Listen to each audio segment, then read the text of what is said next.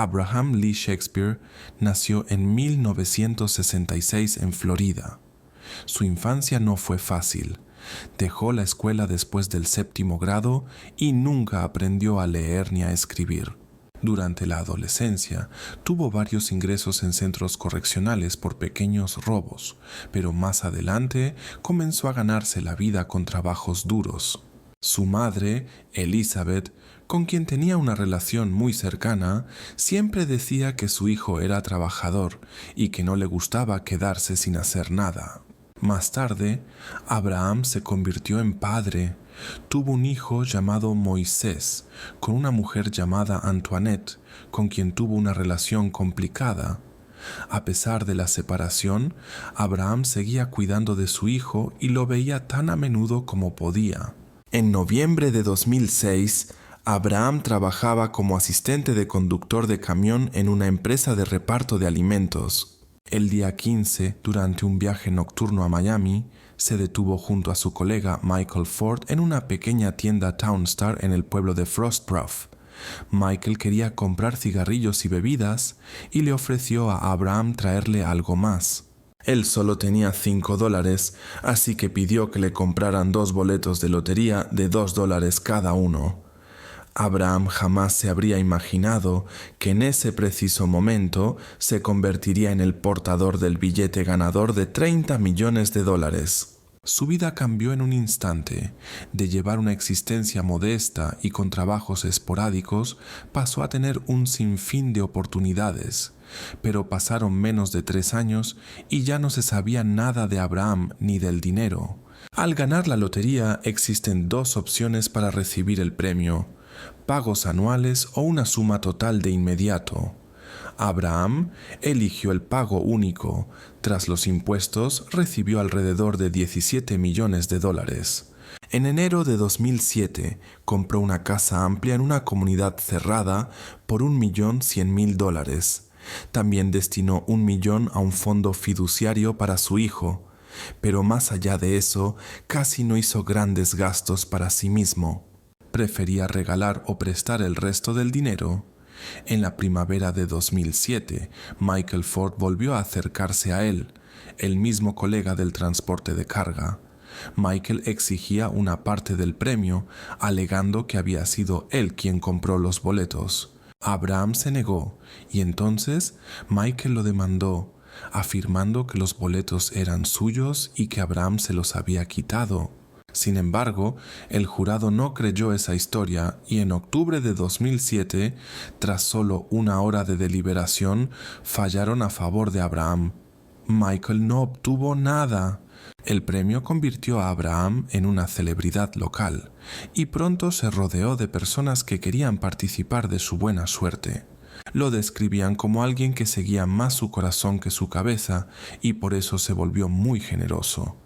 Pagaba hipotecas ajenas, prestaba y regalaba grandes sumas, cubría tratamientos médicos y brindaba apoyo en momentos difíciles. Abraham era una persona amable y generosa, no solo con sus seres queridos, sino también con desconocidos. Siempre intentaba devolver el favor a quienes lo ayudaron cuando más lo necesitaba. Pero con el tiempo, las constantes solicitudes de ayuda financiera comenzaron a cansarlo.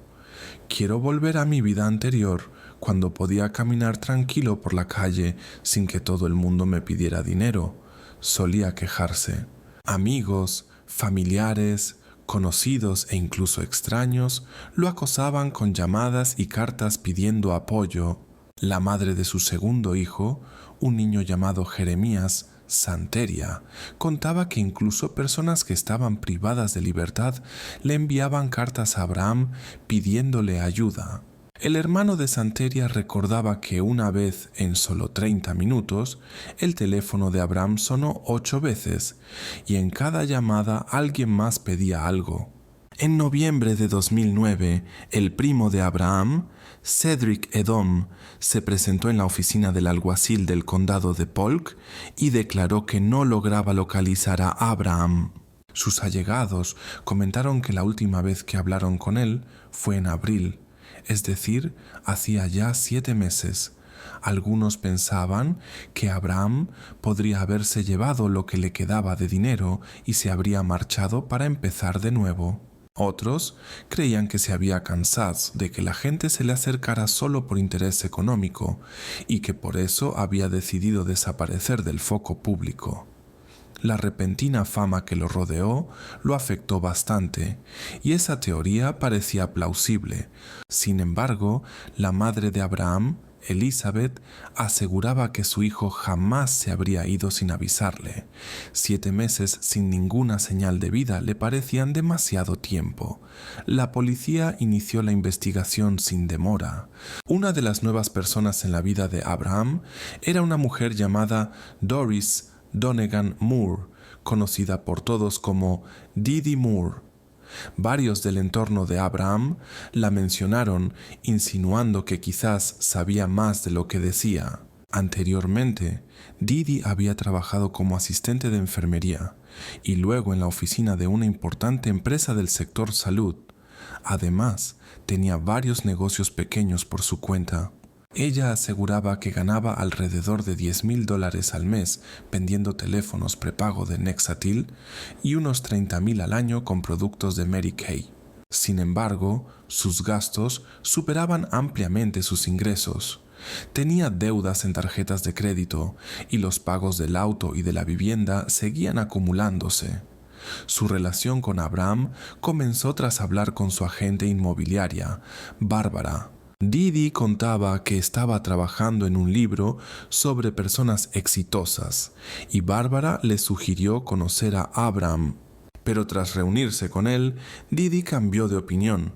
Decía que lo que Abraham necesitaba no era un libro, sino a alguien que le ayudara con su dinero.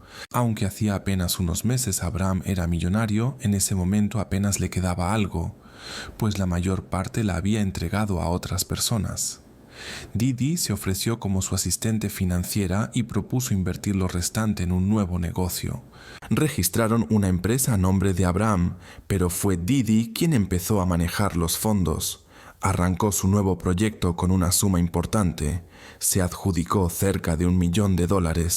Con ese dinero compró varios coches, joyas costosas y se fue de vacaciones con muchos lujos. Afirmaba que todo eso era un obsequio de Abraham en agradecimiento por su ayuda, pero al poco tiempo comenzó a notarse que los recursos de Abraham desaparecían rápidamente. Grandes cantidades de dinero eran transferidas a distintas cuentas, entre ellas la de la empresa de DD, American Medical Professionals. A finales de febrero de 2009, en la cuenta Abraham Shakespeare LLC del Bank of America quedaban poco más de $44,000. Didi mostraba mucho interés en colaborar con la policía. Les contaba tanto a los investigadores como a los amigos y familiares de Abraham que él supuestamente estaba cansado de que le pidieran dinero y que había decidido alejarse de todo. Según ella, lo ayudó a poner en marcha ese plan. Mientras Abraham seguía sin dar señales, Didi se mudó a su casa. Afirmaba que se la había comprado por $655,000 como parte de su supuesto acuerdo. También decía que Abraham, antes de marcharse, le había traspasado gran parte de sus bienes. Sin embargo, no se encontraron documentos que confirmaran nada de esto, lo cual aumentó las sospechas de las autoridades. Los investigadores le pidieron a Didi que intentara contactarlo. Ella respondió que se habían comunicado por mensajes, pero que no podía revelar dónde estaba. Entonces la policía decidió investigar el pasado de Didi, su computadora y las transacciones financieras en las cuentas de ella y de Abraham. Así comenzó una investigación larga y complicada. Se descubrió que Didi tenía una reputación bastante cuestionable. Tenía antecedentes de fraudes con seguros, denuncias falsas, pequeños robos y deudas impagas. En una ocasión solicitó un préstamo para comprar un Lincoln Navigator nuevo, pero pronto se dio cuenta de que no podría pagarlo. Para evitar los pagos, Didi ideó una historia bastante inusual. Escondió el coche en un garaje y denunció que supuestamente había sido secuestrada, que le habían causado un gran sufrimiento y que después le habían robado el auto. Más adelante, los investigadores descubrieron que Didi se había envuelto las muñecas con cinta adhesiva ella misma y que incluso se lanzó de un coche en movimiento para hacer que todo pareciera real. Se sometió a un examen médico para respaldar aún más su versión. Finalmente, aceptó un acuerdo con la justicia y recibió una condena condicional. Más tarde, fue acusada de prometer ayudar a personas a abrir negocios, pedirles grandes sumas de dinero y luego desaparecer sin dejar rastro. Mientras Abraham seguía sin dar señales claras, sus allegados empezaron a recibir mensajes extraños de su parte. A simple vista parecían alentadores, pero en realidad generaban aún más dudas, ya que Abraham casi no sabía leer ni escribir y siempre se comunicaba por teléfono. El análisis de sus registros telefónicos mostró que realizaba llamadas con frecuencia todos los días, pero el 6 de abril esas llamadas se detuvieron de golpe, y en su lugar comenzaron a aparecer esporádicos mensajes de texto. Todo apuntaba a que algo pudo haber ocurrido a principios de abril.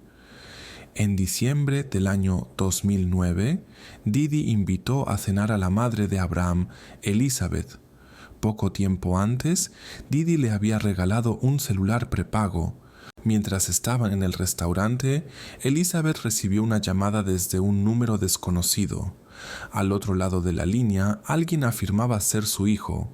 Elizabeth contactó de inmediato a la policía y en menos de 24 horas lograron rastrear el número y la ubicación de la llamada.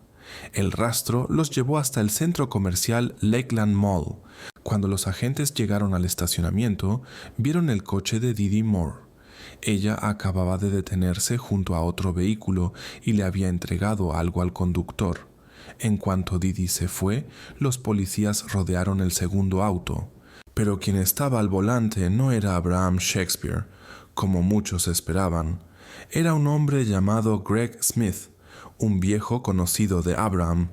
Él tenía una barbería donde Abraham trabajaba de vez en cuando. Después de ganar la lotería, Abraham le había prestado alrededor de $60,000 para ayudar a su madre a conservar su casa. Greg le devolvía el dinero en partes. Cuando la policía interrogó a Greg, contó que Didi le había dado $300 para que llamara a Elizabeth y se hiciera pasar por Abraham. Al igual que muchos conocidos de Didi, Greg creía que Abraham se había apartado voluntariamente y no quería ser encontrado. Pensaba que estaba ayudando a su amigo a mantenerse a salvo y quería tranquilizar a Elizabeth. Sin embargo, cuando le explicaron que la situación podía ser mucho más grave y que Abraham posiblemente necesitaba ayuda, Greg quedó impactado. Aceptó colaborar con la policía y comenzó a entregarles información. Para hacerlo, escondió un micrófono oculto dentro de una lata vacía de Red Bull y lo llevó a todos sus encuentros con Didi. Aunque al principio las acciones de Greg generaban dudas, la policía pronto comprendió que él también había caído en las redes de las manipulaciones de Didi Moore. Bajo vigilancia, ella le pidió a Greg que entregara a Elizabeth una carta supuestamente escrita por Abraham. Era otro intento de aparentar que todo estaba bien con Abraham. Pero en realidad, él no sabía ni leer ni escribir, y si la carta hubiera llegado a Elizabeth, eso solo habría despertado sus sospechas. Por suerte, los agentes lograron interceptarla a través de Greg. Además, Didi intentó involucrar a otras personas. Le ofreció a Centauria Butler una casa valorada en $200,000 a cambio de que mintiera diciendo que Abraham la había visitado alguna vez. También le pagó $5,000 a un primo de Abraham para que entregara a su madre una tarjeta escrita en su nombre. Las autoridades comprendían cada vez con más claridad que la clave de todo estaba en las acciones de Didi Moore y las pruebas contra ella se acumulaban. Al ver que perdía el control de la situación, Didi decidió mostrar a la prensa un video de Abraham, el cual, según ella, confirmaba que él se había marchado voluntariamente para comenzar una nueva vida. Mientras tanto, Judith, amiga de muchos años de Abraham y también una de sus socias, contó que poco antes de su desaparición, él le había expresado su preocupación por temas financieros. Quería revisar sus cuentas bancarias, pero cuando Judith se lo comentó a Didi, ésta, según su relato, le pidió que convenciera a Abraham de no ir al banco, ya que una parte considerable del dinero ya había desaparecido. Esto ocurrió en marzo del año 2009, apenas un mes antes de que Abraham dejara de dar señales. El 13 de enero del año 2010, Grady Judd anunció públicamente que la policía sospechaba que algo malo le había sucedido a Abraham Shakespeare. Un día antes de esa rueda de prensa, Judd ya había declarado que Didi Moore era de interés en la investigación. Todo apuntaba a que Didi formaba parte de un plan para crear la ilusión de que Abraham simplemente se había ido llevándose su dinero. Sin embargo, en ese momento, la investigación contaba una historia muy distinta. Días después de esa declaración, Didi actuó exactamente como la policía esperaba. Volvió a contactar a Greg Smith y le preguntó si conocía a alguien que estuviera dispuesto a asumir la responsabilidad por la desaparición de Abraham. Al enterarse de esa conversación, la policía le indicó a Greg que llamara de inmediato a Didi con una historia. Debía decirle que tenía un familiar lejano que pronto iría a prisión por 20 años por un caso relacionado con sustancias prohibidas. Greg lo explicó todo, y Didi aceptó rápidamente reunirse con ese familiar. La cita se fijó para el 21 de enero del año 2010. En realidad, quien apareció no fue ningún pariente, sino un agente encubierto llamado Mike. Durante la conversación, Didi admitió que sospechaba que Abraham ya no estaba con vida, pero insistía en que ella no tenía nada que ver con lo ocurrido. Mike, por su parte, le dijo que necesitaba más información si iba a cargar con una culpa que no le correspondía. ¿Dónde estaba Abraham? ¿Qué tipo de instrumento se había utilizado? ¿Y dónde había sucedido todo? Didi prometió averiguarlo y le ofreció a Mike $50,000 por declararse culpable. Sin embargo, esa cantidad era demasiado para ella. Pidió pagar una parte de inmediato y el resto después, vendiendo algunas de sus pertenencias. Necesito 10,000 por adelantado, y luego cuando lo haga, asegúrate de que mi chico reciba el resto, añadió. Más tarde, Didi volvió a encontrarse con Greg. Le entregó un revólver calibre .38 registrado a su nombre y aseguró que ese era el que se había utilizado. Luego lo llevó a una casa en Plant City, comprada con el dinero de Abraham, donde en ese momento vivía su pareja, Chakras Nikki. Cerca de una losa de cemento en el terreno, Didi señaló el lugar donde, según ella, estaba oculto Abraham.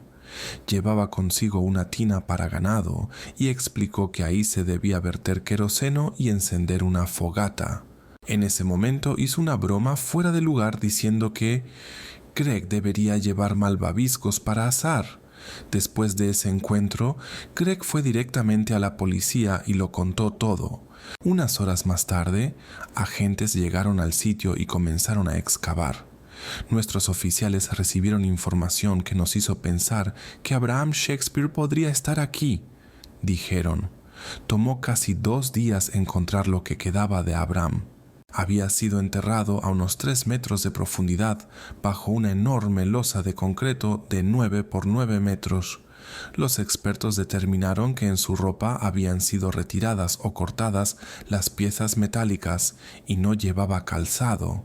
Después de este hallazgo, la propia Didi llamó a los investigadores y dijo que estaba dispuesta a hablar. Aunque seguía negando cualquier responsabilidad, declaró que ahora diría toda la verdad. Afirmó que todo lo había hecho una persona llamada Ronald y luego relató que fue él quien le mostró el lugar donde debía buscarse. «Yo no fui», insistía Didi. Entonces, ¿quién, Didi? Cuéntanos. ¿No dijiste que encontraste a Ronald y que él te indicó el sitio? ¿Es cierto? ¿Y ahora no puedes contactarlo? Pero en ese momento sí pudiste. Ya basta, esto se terminó. Didi seguía asegurando que no tenía nada que ver. Decía que, supuestamente, Abraham se había metido en un mal negocio relacionado con sustancias prohibidas y que ella fue testigo de cómo lo sacaron del camino mientras otras personas tomaban dinero de una caja fuerte. Según sus palabras, decidieron dejarla viva para que siguiera entregándoles dinero más adelante. Estoy segura de que fue Ronald, afirmaba. Lo sé porque ese sujeto amenazó a mi hijo. Sin embargo, admitió que ni siquiera sabía el apellido de Ronald. Luego, se descubrió que ese Ronald era solo un personaje inventado por Didi durante la conversación con Greg Smith, sin saber que estaba siendo grabada. Se enredó en sus propias mentiras. Los investigadores no creyeron ni una palabra y le pidieron que se retirara. En las horas siguientes, las autoridades de los condados de Polk y Hillsborough trabajaron intensamente para obtener una orden de arresto. Ya contaban con testimonios de testigos a quienes Didi intentó engañar y sobornar, así como con registros telefónicos que solo reforzaban las sospechas. Cuando la policía revisó los datos de su celular, se confirmó lo que sospechaban desde el principio. Cada vez que Didi y Abraham intercambiaban mensajes, sus teléfonos se conectaban a la misma torre, lo que indicaba que el teléfono de Abraham estaba con ella. El 28 de enero de 2010 fue interrogado James Moore, ex esposo de Didi. Contó que a inicios de abril de 2009, Didi lo llamó para pedirle que cavara un hoyo en su jardín. Explicó que planeaba tirar basura allí. Según él, cavó el hoyo y se fue, pero un par de horas después regresó porque Didi le pidió que lo cubriera de nuevo. Ya había oscurecido y no pudo ver qué había adentro, pero cumplió con la solicitud. Teniendo en cuenta este testimonio, los resultados del análisis de los registros telefónicos y el hecho de que desde abril nadie ha visto ni escuchado nada de Abraham, los investigadores llegaron a la conclusión de que lo ocurrido podría haber sucedido el 6 o el 7 de abril del año 2009. Mientras la policía reunía pruebas, Didi hacía todo lo posible por convencer a todos de que no tenía nada que ver con lo sucedido y repetía a cualquiera que quisiera escucharla que era inocente. Cada historia tiene dos versiones, insistía. Solo Dios sabe que yo no apreté el gatillo y solo ante Él rendiré cuentas. Sin embargo, cambiaba tanto su versión que incluso ella misma ya no sabía qué había dicho antes. En una ocasión aseguraba que Abraham se había marchado al extranjero con un pasaporte falso para empezar de nuevo y evitar responsabilidades económicas. En otra, afirmaba que estaba gravemente enfermo. Y luego decía que existía un vídeo comprometiéndolo, por lo cual habría decidido desaparecer. «¿Creo que eres una persona fría?», le preguntaban. «No, espero que no lo seas», a lo que Didi respondía: «Yo no le he hecho daño a nadie, ojalá él esté vivo. Solo quería que todos pensaran que estaba enfermo, para que lo dejaran tranquilo con lo de la manutención y no lo buscaran más». También mencionó que toda esta situación afectó profundamente a su familia. «Mi mamá tiene problemas del corazón. Ahora está en mi casa, preparando todo para el Día de Acción de Gracias. Mis padres ni siquiera querían venir a celebrar conmigo. ¿Por qué? Porque todo esto es una pesadilla». «¿Y cómo se enteraron?». «Porque yo siempre he sido sincera con ellos».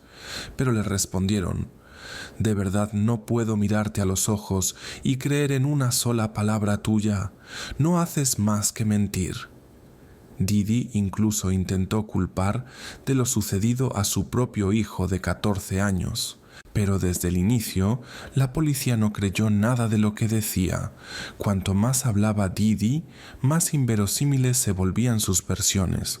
Todas sus entrevistas emocionales y promesas de inocencia solo empeoraban su situación frente a las pruebas que ya se acumulaban en su contra. El 19 de febrero del 2010, Dee Dee Moore fue formalmente acusada y ella declaró que no se consideraba culpable. Pasaron 3 años desde la desaparición de Abraham cuando Dee Dee fue llevada a juicio en el condado de Hillsborough. Afirmaba que quería testificar y contar su versión de los hechos, pero sus abogados consideraron que sería un movimiento arriesgado. Subrayaron que fue ella misma quien tomó la decisión de no declarar. Durante las audiencias, Dee Dee mostró un comportamiento muy emocional.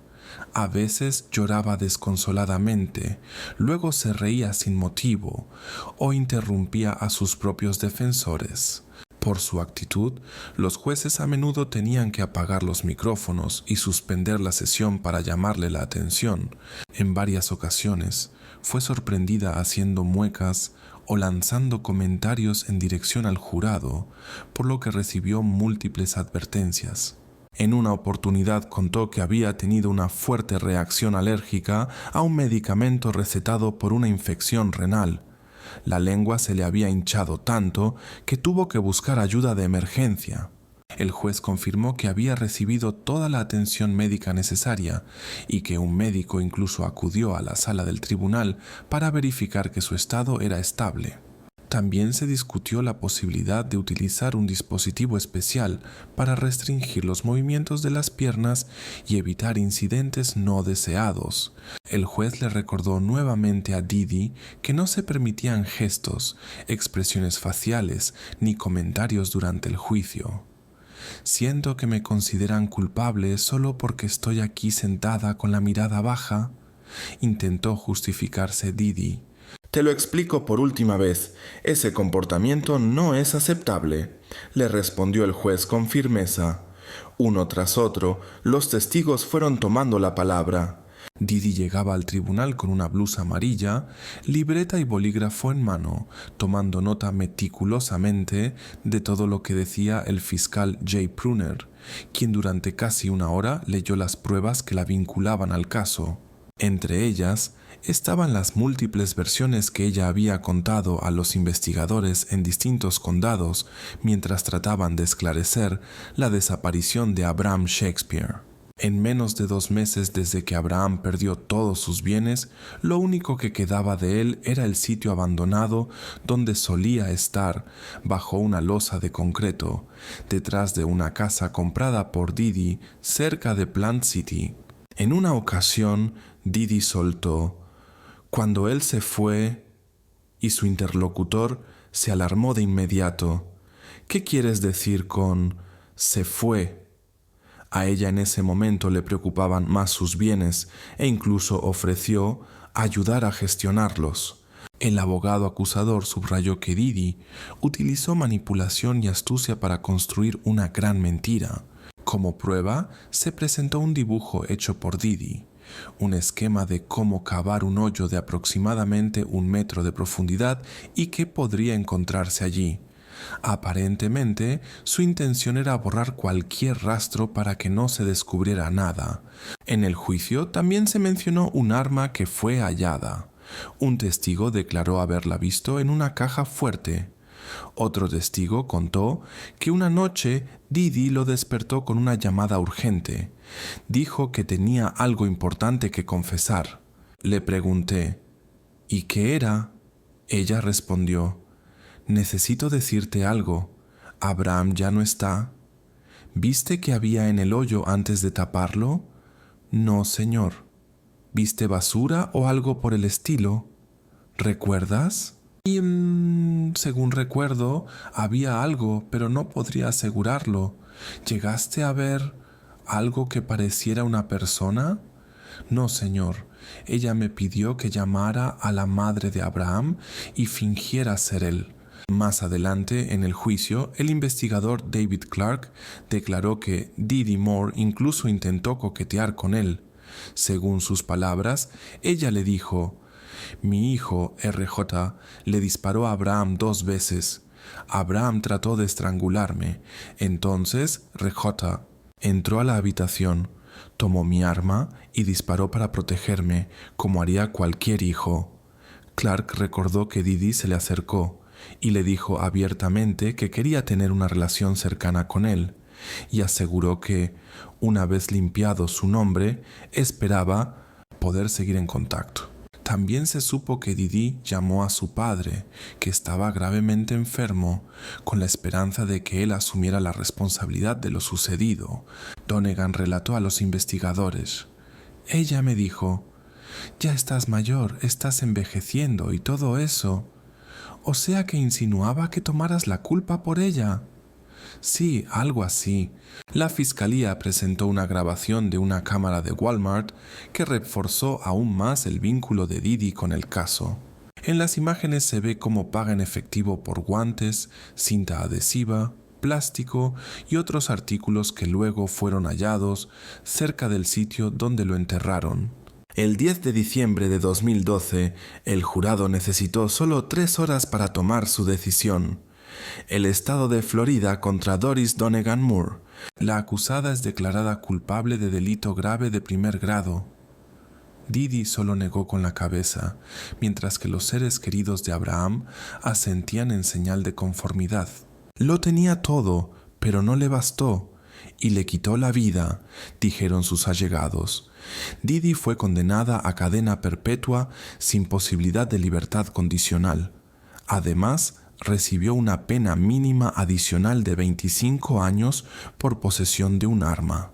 El juez Emmett Battles comentó: «Fría, calculadora, despiadada, todas esas palabras le encajan». Él agregó que Didi probablemente sea una de las personas más engañosas que este tribunal haya visto. Abraham Shakespeare se convirtió en tu víctima. Tu ambición por el dinero te llevó a eso. Después de la sentencia, Didi estaba furiosa con sus abogados, afirmando que si le hubieran permitido hablar en el juicio y contar su versión, habría sido absuelta. Sin embargo, los defensores insistieron en que la decisión de permanecer en silencio fue completamente suya. Actualmente, Didi Moore cumple su condena en el Centro Correccional de Lowell. Sigue apelando, cambia sus versiones y sostiene que no tiene ninguna responsabilidad. En el año 2019 volvió a cambiar su historia. En una carta escrita a mano dirigida al juez, solicitando un nuevo juicio, se disculpó con la madre de Abraham y con la acusación por no haber sido sincera, pero nunca asumió responsabilidad. En lugar de culpar a alguien más, declaró que ningún comerciante de sustancias prohibidas estuvo involucrado en la desaparición de Abraham. Según ella, el verdadero responsable es Greg Smith. Afirmó que Abraham tenía una relación con la esposa de Greg y que eso fue lo que provocó la tragedia. Durante meses, Didi montó todo un teatro tratando de convencer a todos de que Abraham seguía con vida y se ocultaba, pero al final se enredó tanto en sus relatos que ya no podía controlarlos. El detective Greg Thomas, de la oficina del alguacil del condado de Hillsborough, señaló que en casi 20 años de servicio nunca había conocido a alguien como Didi. Estando tras las rejas, ha dado varias entrevistas, manteniendo su inocencia y ofreciendo cada vez una historia diferente. Solo los completos tontos pueden pensar que yo tengo algo que ver con eso, afirmaba. Didi decía que había testigos que apoyaban su versión, que todo era obra de un supuesto comerciante misterioso. Sin embargo, muchos de esos testimonios no estaban en los expedientes y, como se descubrió, varios de esos testigos solo existían en sus palabras. Además, los documentos que supuestamente escribieron otras personas tenían una caligrafía muy parecida a la suya. Cuando todo se vino abajo, Didi, como si se despidiera del escenario, mencionó un nombre más, el de Abraham Shakespeare.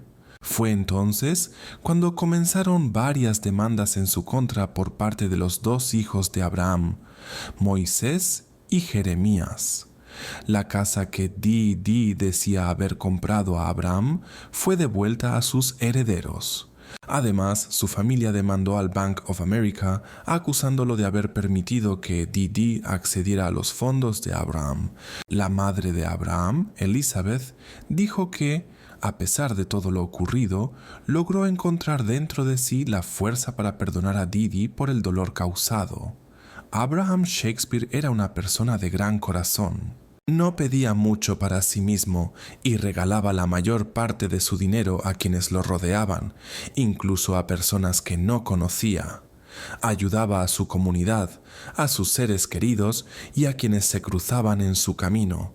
Lamentablemente, haber confiado en la persona equivocada lo llevó a un destino trágico, pero el recuerdo de su bondad y generosidad vivirá para siempre.